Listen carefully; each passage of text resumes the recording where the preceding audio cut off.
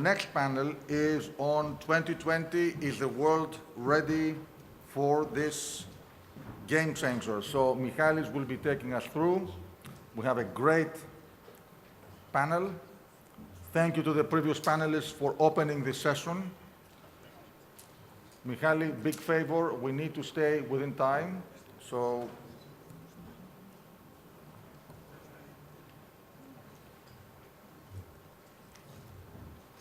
we really have a tremendous panel. I'm so proud to see all these panelists with us.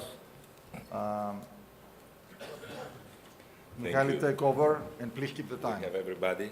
Thank you. Okay, thank you.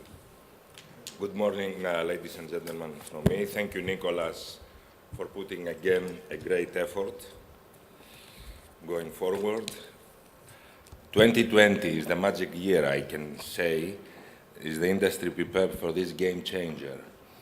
So I have an expert panel consisting from Dorothea Ioannou on my left, Chief Commercial Officer of the American P&I Club, Frederick Kenney, Director of Legal Affairs and External Relations Division from the IMO, Mark O'Neill, President of Columbia Shipmanagement Marlow, Stephen Cooper, CEO of Fourth Insurance Office, and last, Mr. Hamish, Norton, President, Star Bulk Carrier Corporation, and also a spokesman for Clean Shipping Alliance 2020, correct? One of many. One of many spokesmen, okay, good. Let me say a few words before I pass the floor to our panelists. As 2020 January 1st approaches and a plethora of new regulation could be enforced for compliance by the shipping industry, challenges seem that they reach a high point. Especially the low sulfur fuel emission of less than 0.5% has created some controversy, both on the technical front and the effect on the environment, as to the most suitable approach to attain the required level of sulfur emissions. Whilst the Ballast Water Management Convention has been in implementation as well as compliance by both the IMO and the US Coast Guard, and several ballast water management systems have been approved for installation. Coast Guard just announced that they have system number 16 approved the other day. It seems to me that the low sulfur emission front is not as clear as certain coastal states and the European community have second thought as to the effect of exhaust gas cleaning system, for example, scrubber system, in reducing environmental impact. Of course, there are alternative methods by using low sulfur fuels, and certain sectors in shipping industry, they have also proposed slow steaming to reduce air emission and environmental impact. With our panels, we will try to shed some light on this. And I would like to start from Frederick, representing the IMO. It has been said that year 2020 is the year of regulation and the year of implementation. Several and many, with the low sulfur being at the center of it. And every day in trade winds and other papers, shipping papers, there are at least 4 to 5 articles, different opinions, what is the best. Now, tell us about all of these regulations. Well, thank you, Michael, and good morning, everyone. It's a pleasure to be here.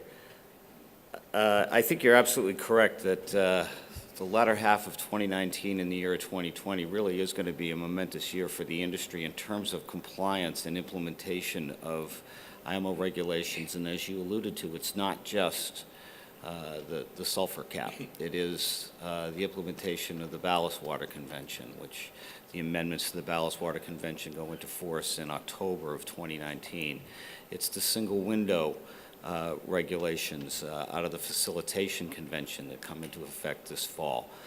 It is the raft, and I mean a large number of amendments to the SOLAS Convention, including the Life-Saving Appliances Code, the IBC Code, the IGF Code, many, many others that all come into force on the 1st of January 2020. So it's really going to be incumbent upon the industry to be aware of this very large number of regulations that are coming into force and be ready to implement them. Certainly, the committees and the subcommittees at the IMO have been working diligently to help the industry prepare for them.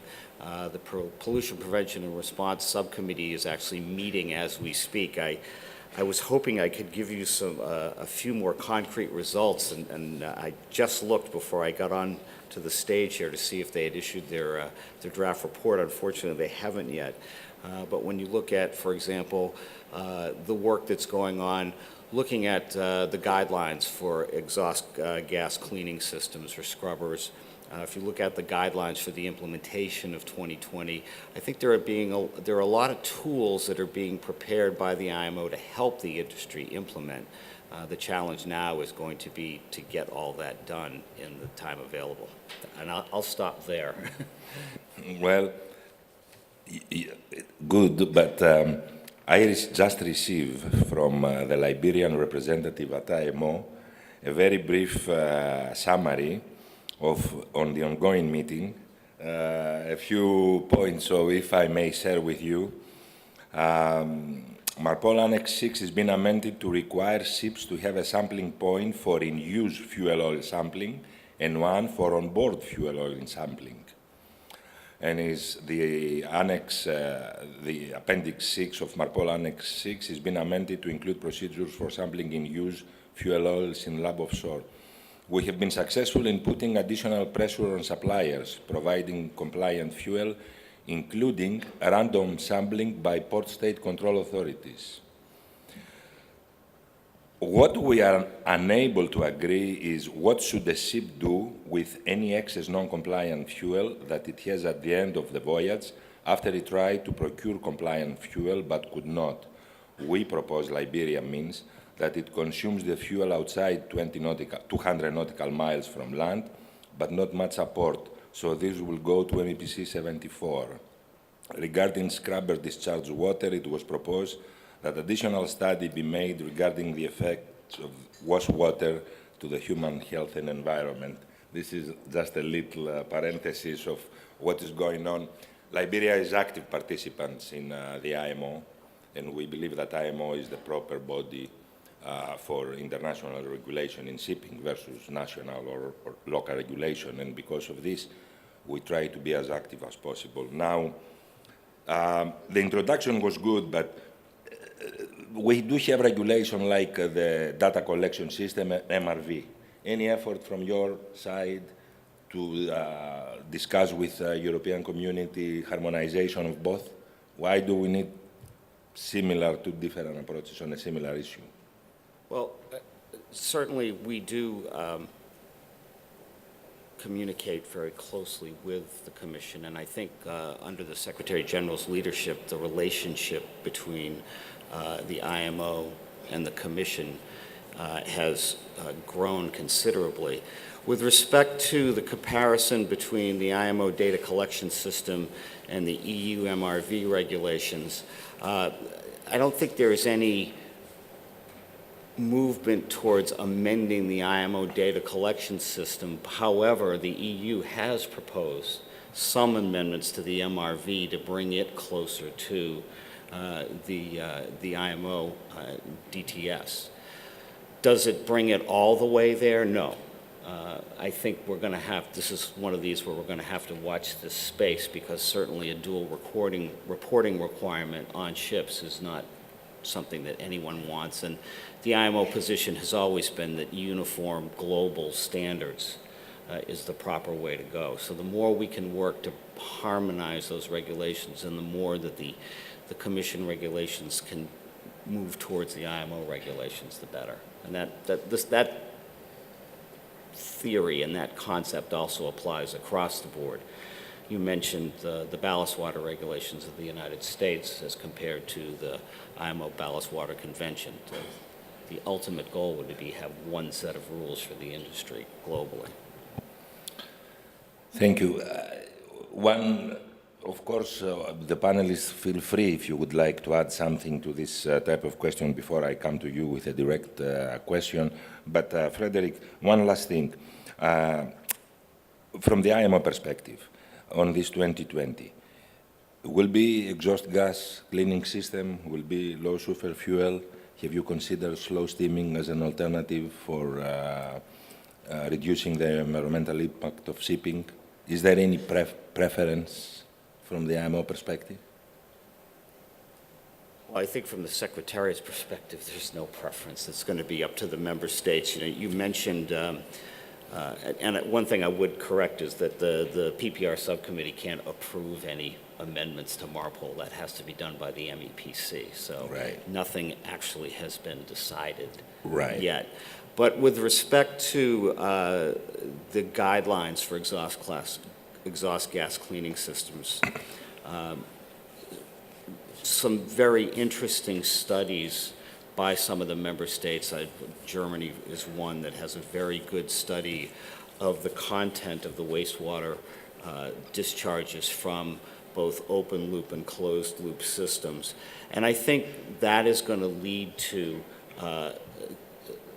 additional review of the 2015 guidelines to see where they'll go. I mean, certainly there have been concerns raised that, you know, and you've seen that there are some ports that have now banned the discharge of open loop discharges in their ports. Again, this goes back to having unified global regulations. So I think that the subcommittee is asking for more time to study the issue to see where the guidelines should go. Thank you, Frederick. I would like now to move to more core discussion on the exhaust gas cleaning system. What you see, if you wonder what you are seeing or you saw before, what you saw before was a submarine that was built in 1859 by a Spanish engineer, and was the first vessel that it is documented that it had a scrubber system on board to assist with carbon dioxide. So 1859, from a little research I did, was the year that the scrubber system applied on a shipping vehicle. It was the previous picture you saw on the thing. Now, I would like to address both to Hamish and to Mark the following questions. The debate on the environmental impact of exhaust gas cleaning system and pros and cons. Do we have a clear picture? Either Hamish, would you like to start? Yeah, sure. You know, look, there's obviously been a debate about the environmental impacts of scrubbers. And that debate has been, I think, triggered by having not really enough scientific data to make people as comfortable as they would want to be with the impacts of scrubbers. But, you know, fundamentally, scrubbers take pollution that would be going into the air and wash it out of the exhaust gas stream and put those same chemicals into the water, where in many cases they are not pollution. So sulfur is a pollutant in the air, it's not a pollutant in the water, which is the primary component. So just yesterday, or I guess in one case before yesterday, but earlier this week, there were two studies that were published. One was a study by DNVGL using wash water samples from Carnival Cruise Lines. It was, I think, the largest wash water sample analysis that had ever been done. It encompassed 281 wash water samples and concluded that the wash water met all EU and German industrial waste stream standards. Furthermore, it met the EU standards for surface waters, meaning lakes, rivers, and so on. And they further compared it to the World Health Organization standards for drinking water, and the wash water samples from the open loop scrubbers met the World Health Organization standards for drinking water, except of course that it was seawater, so it was salty. So what that means is essentially you could pass the entire water supply of the Earth's oceans through an open loop scrubber one time and you could still drink it but for the salt. Japan also came out with a study. A Japanese Ministry of Transport came out with a study that they had done on the effect of running open loop scrubbers in Japanese ports. And the study they did basically was a dynamic computer simulation of the water in Japanese ports over a 10-year period, assuming that every single ship calling in Japan was using an open loop scrubber and running it in port. And what they concluded was that there was no measurable change in the levels of pollutants in the port waters of Japan after that simulated 10-year period. But there was a major benefit to air quality from the scrubbers. And that was their concluding slide, actually, that, which is better. And they showed a picture of a ship with 3.5% sulfur fuel in a scrubber and a happy person on board, and a picture of a ship with 0.5% sulfur fuel and no scrubber, and a very unhappy person on board breathing in all those PAHs and heavy metals and sulfur. So, it's understandable that people are concerned, but I think with more data, people will be, first of all, less concerned about the effect on the water, and probably more concerned with the benefits of scrubbers on the air quality. Thank you, Hamish. Mark, I know you might be having a little different of view, so... Thank you, Michael, and thank you to Nicholas for having me on the panel. The discussion for today is whether IMO 2020 is a game changer, and I don't actually think it is. It's certainly an evolution. It's certainly a move in the environmental direction that other industries are having to cope with as well, whether it's for us, whether it's ballast water or whether it's low sulfur fuels. I don't think it's a game changer. We have many game changers happening to our industry at the moment, but I don't think lower sulfur in fuel is one of them. We are ship managers, and we can only advise our clients on what to do. And some of our clients will be going down the scrubber route, some of our clients won't be. Our own advice, for what it is worth, is wait and see, because the technical and the environmental landscape is simply too fluid at the moment. There are certainly justifications for scrubbers in certain industries, and where you have a vessel in a long-term time charter and you can make the commercial argument without doubt. But the landscape, a bit like the landscape in my home country, England, Brexit, is just simply too uncertain at the moment to make any plans. From a personal point of view, though, I can see the argument against scrubbers. It's a bit like if we have an analogy of the motor car and lead-free petrol.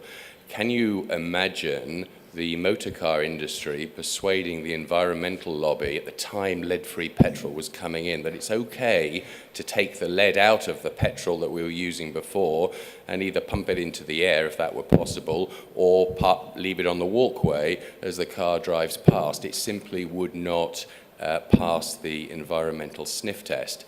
And my fear is that there is an argument that scrubbers will not, whether they're open loop or closed loop, will not pass the environmental sniff test, not necessarily next year, but in the year that comes, or the years that come thereafter. So that's my personal concern as regards scrubbers. And I did pose the question to the last panel because I think pricing of low sulfur fuel is critical in this debate. The clearest possible way of complying with IMO 2020 is to burn low sulfur fuel. There's no doubt about it. And if the cost of the low sulfur fuel was at the same level as today's higher sulfur fuel, then of course we'd all go down that line and burn low sulfur fuel. So I think the producers of fuels will face the same environmental pressures that we're seeing on the televisions at the moment that are compelling actually, and will hopefully there will be a race to bring the price of low sulfur fuel down.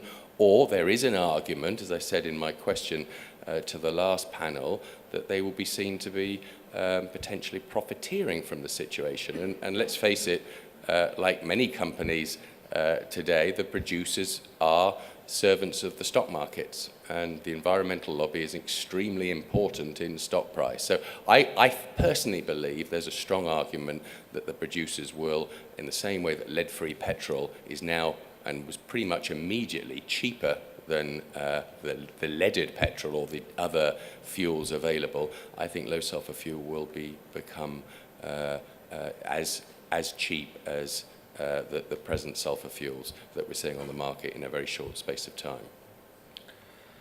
Thank you, Mark, for this introduction, but you actually brought the next questions. I mean, if the low sulfur bunkering is a preferred method, and besides the cost difference that exists today and the drive to make it more compatible with the current cost of the conventional fuels, what about availability of network as it exists or as it is developed? And the other thing that I have been reading, there may be operational issue impacting the engine, the system on board, purifiers, etc., etc.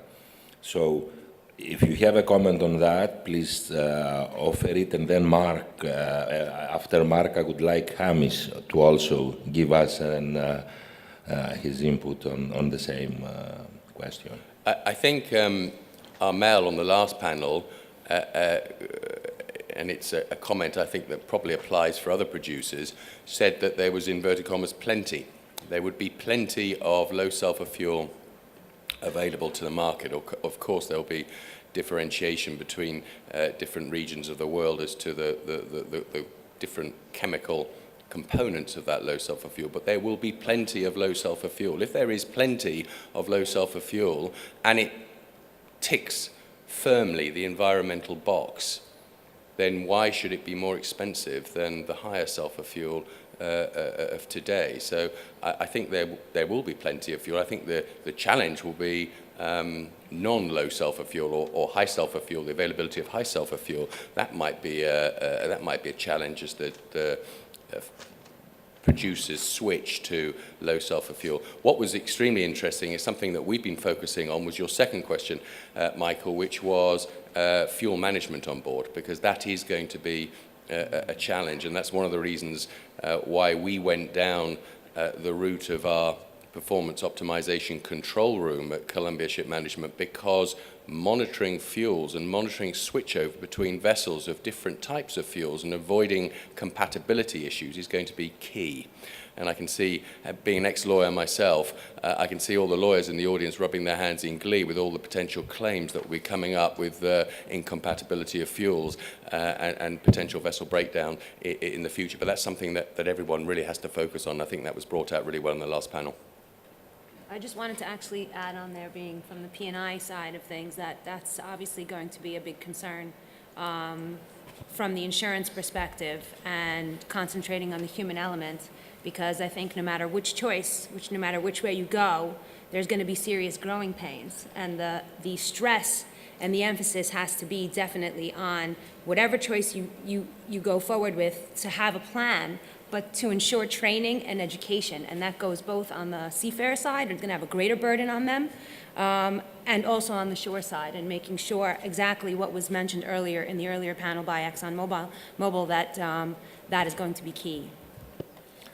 And I have to say, I agree with Mark that there will be ample supplies of low sulfur fuel, and that there are question marks about the supplies of high sulfur fuel in 2020. Everybody's going to have their own issues going into 2020, and it's not going to be easy for anybody.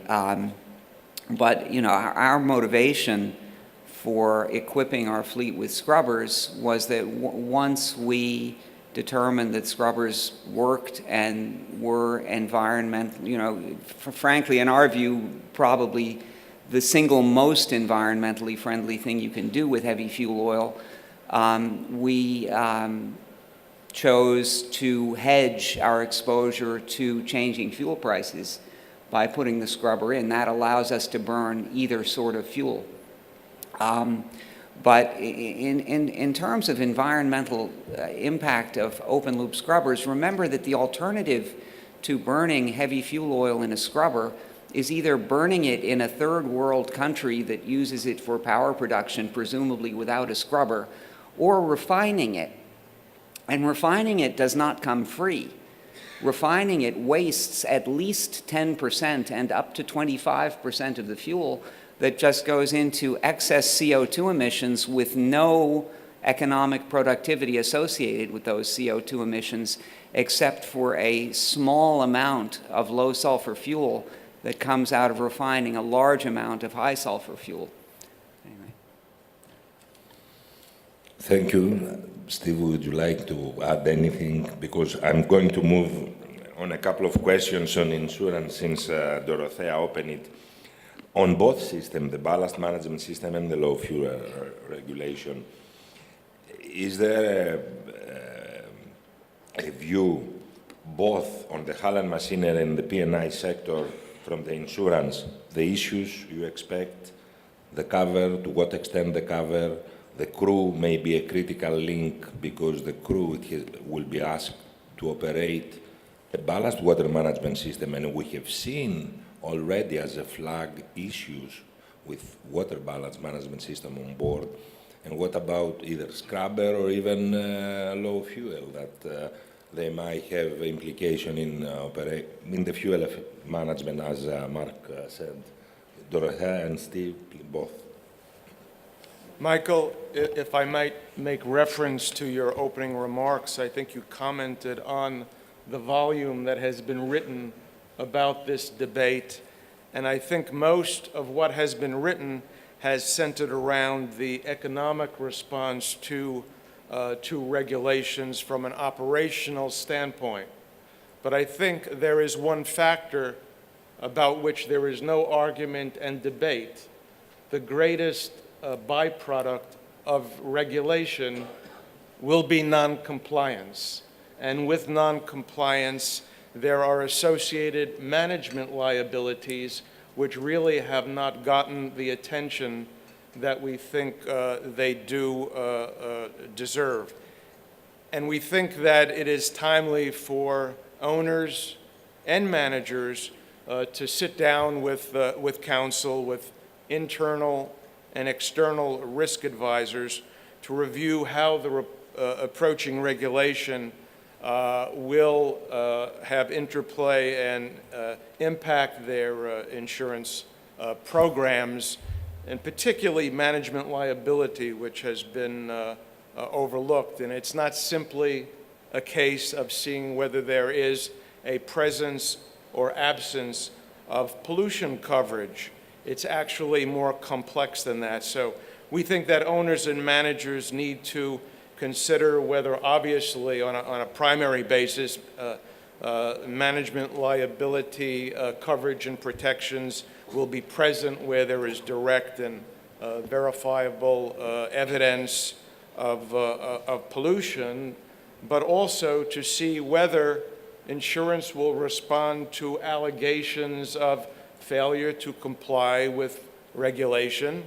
And for those owners and managers that have public equity or debt, whether the coverage would respond if there are allegations of a failure to accurately describe to stakeholders the environmental risks associated with non-compliance, and whether the extent and the potential cost has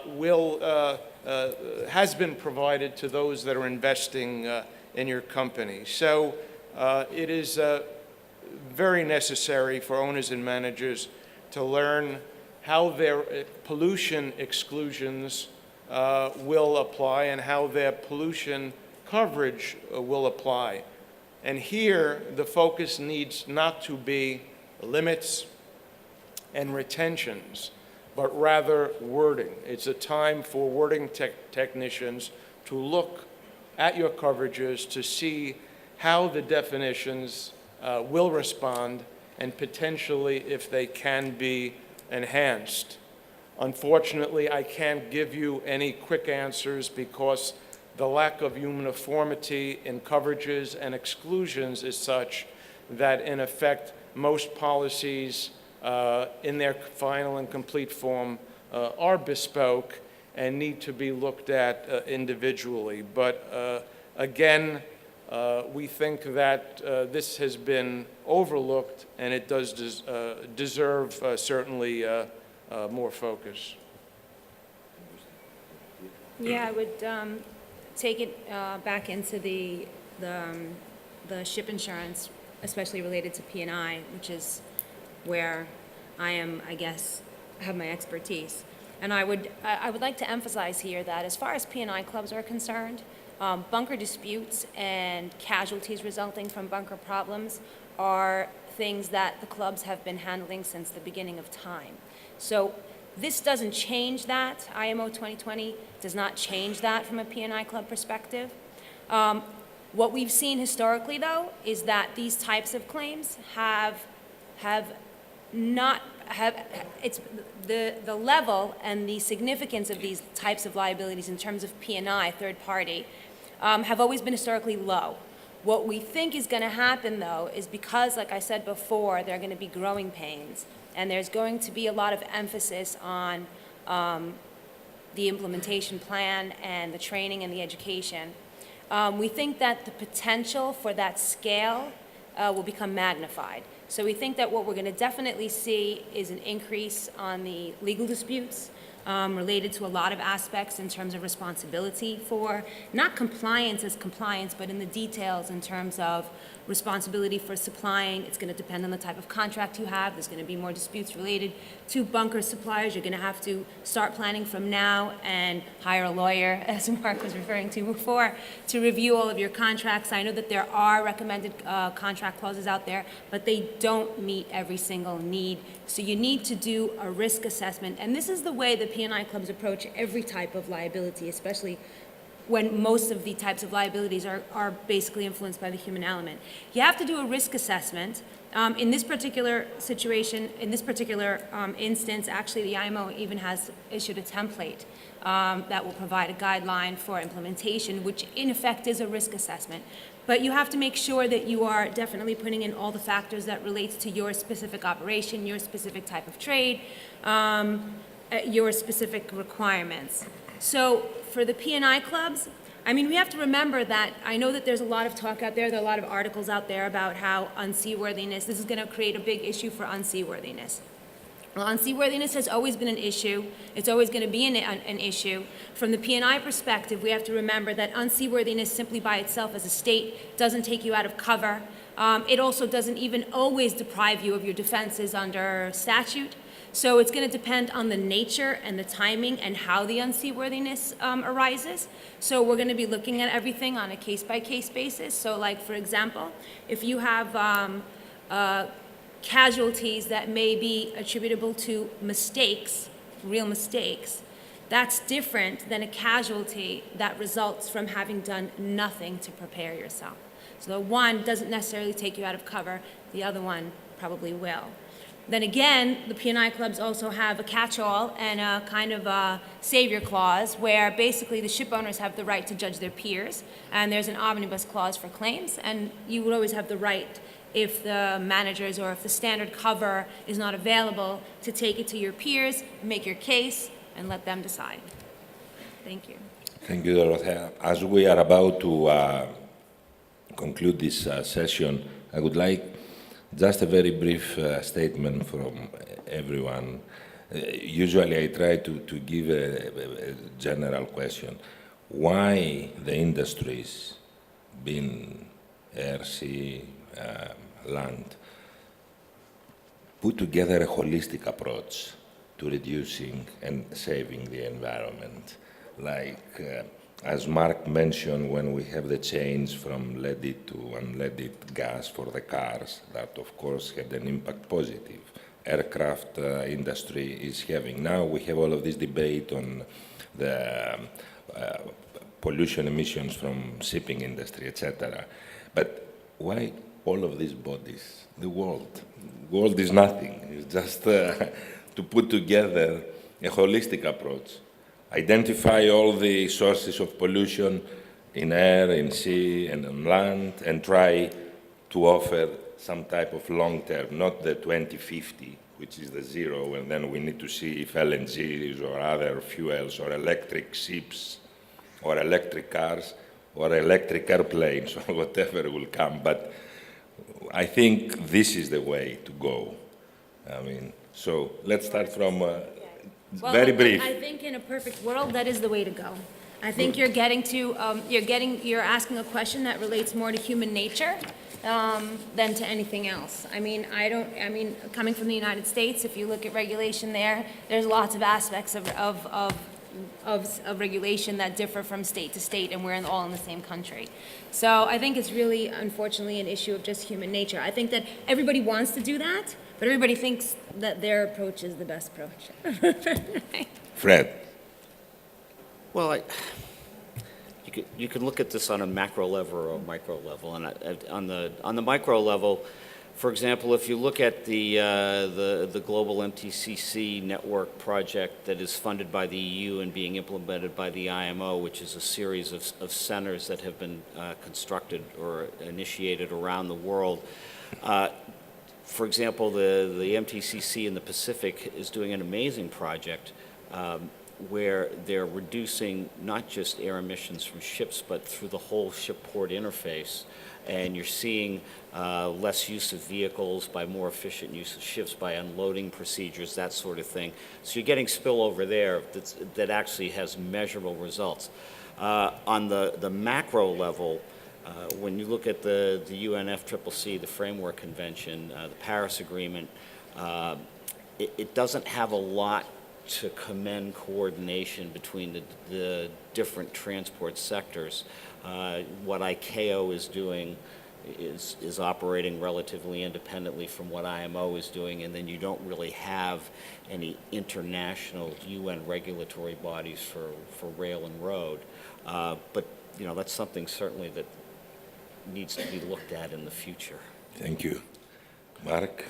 Michael, I didn't really understand the question because I was thinking how fast I'm going to form a queue next to Stephen here to sort out all our insurances, and I want to make sure I'm the first one in that queue. Look, I think, like many other industries, we're all going down the environmental path, and not slower or faster than any other industry. I think what we will face in the near future is a choice. We will have choices of fuels, be they high sulfur, low sulfur, LNG, electric. It's a very exciting future, and you've got to factor that into your plans. And I'm sure those operators who have decided on the scrubber route have decided it for absolutely the right reasons and for the right environmental reasons that exist at the moment, and have factored in all the possible variables. And those that haven't, adopting a wait-and-see approach that we're putting forward as a management company. So I think the industry, we do tend to beat ourselves up a little bit. There are a lot of changes happening. I think we're reacting very well to them and competently to them in the best way that we see for our particular companies and our particular sectors. Thank you. Thank you, Mark. I've seen estimates of non-compliance ranging anywhere from 10 to 40%, and which means that managements will have vulnerability in many of those non-compliant situations. So it's not just about handling fines that may be assessed. It's talking about being in a position to defend your owners and managers and shareholders against allegations that their failure to comply has led to low fishing yields or low birth rates in some part of the world, and being able to mount a credible defense. So I'm going to be very interested to see how accurate those predictions concerning non-compliance are. And I want to say that Starbulk has a notably fierce chief compliance officer, and we will comply. But, you know, in terms of the environmental impact of shipping, you know, the peak of the environmentally friendly shipping business were the clipper ships. And then we went over to coal-powered steamships, which were a big step down, and then oil-powered steamships, which were a little step up, and then oil-powered diesel ships, which were another little step up. And I think pretty soon we're back to wind power. And I think that's actually the inevitable direction of the business, but maybe that's a good thing. And with this optimistic note from Hamish, if there is any question from the audience, maybe we have one. Oh, we have exceeded the time. Nicholas, thank you for allowing the time exceedance. Thank you for your attention.